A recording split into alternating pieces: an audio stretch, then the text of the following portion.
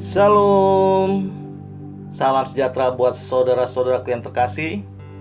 Kita berjumpa kembali di dalam renungan pagi. Saudara-saudara sekalian, marilah kita mendengar firman Tuhan. Sebelum mendengar firman Tuhan, marilah kita bersama-sama berdoa terlebih dahulu.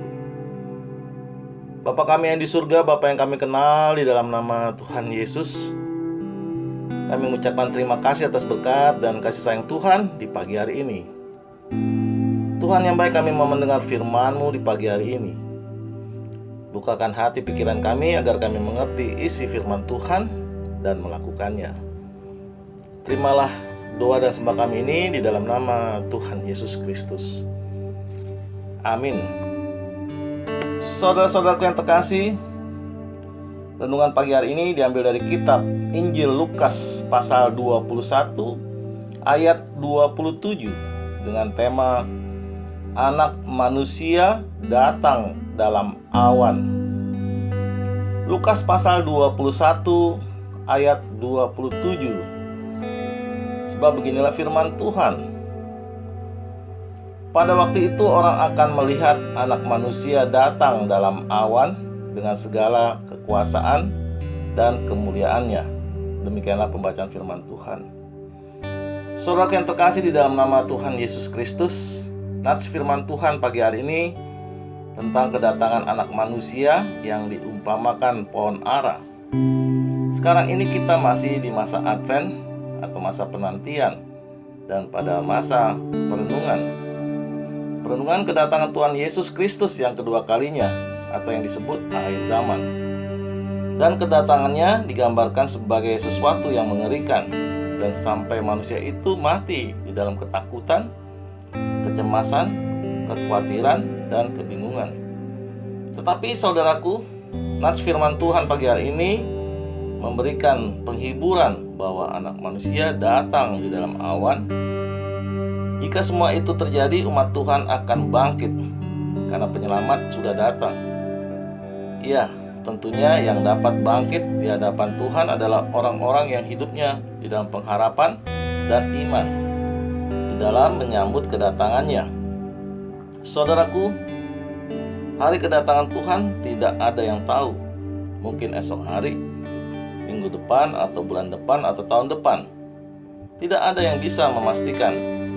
Akan tetapi Tuhan Yesus mengajarkan bahwa akan ada tanda-tanda dan akhir zaman itu, sehingga melalui Injil Lukas ini umat Tuhan diajak untuk selalu berjaga-jaga dan berdoa supaya hidup umat Tuhan berkenan di hadapan Tuhan dan menjauhi kepentingan duniawi, dan kita hidup kudus tidak bercacat di hadapan Tuhan sampai hari kedatangannya. Saudaraku, bagaimana sikap hidup kita sekarang ini menyambut kedatangan Tuhan Yesus? Ya, kita berjaga-jaga dan berdoalah. Karena dengan berjaga-jaga yang berarti sikap hidup kita jauh dan berbeda dengan orang dunia ini, melainkan turut kehendak dari Tuhan. Lalu bagaimana dengan berdoalah yang berarti mempunyai relasi atau hubungan kita dengan Tuhan? Dan tanpa doa kita tidak akan mampu berjaga-jaga, sebab kekuatan doa itu datangnya dari Tuhan. Saudaraku, pada waktu yang ditentukan Tuhan, pada saat itu orang-orang akan melihat Anak manusia datang di dalam awan dengan segala kekuasaannya dan kemuliaannya. Maka nasihat untuk kita supaya kita tetap berjaga-jaga seperti yang tertulis di ayat 34 sampai dengan 36 di dalam kitab Injil Lukas pasal 21 ini.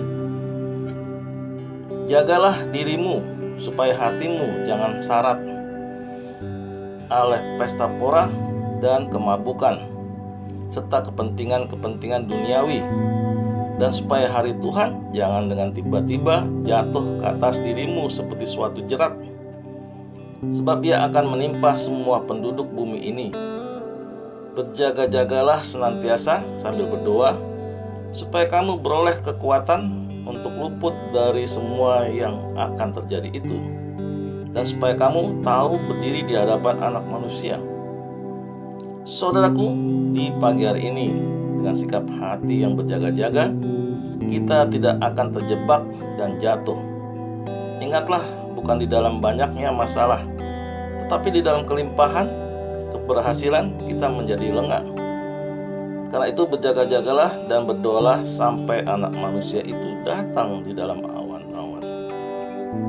Amin. Tuhan Yesus memberkati. Kita tutup renungan pagi hari ini dengan berdoa. Terima kasih Tuhan atas firman-Mu di pagi hari ini.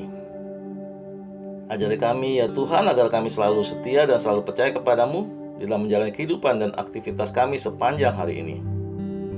Dengarlah doa dan sembah kami ini di dalam nama Tuhan Yesus Kristus. Amin.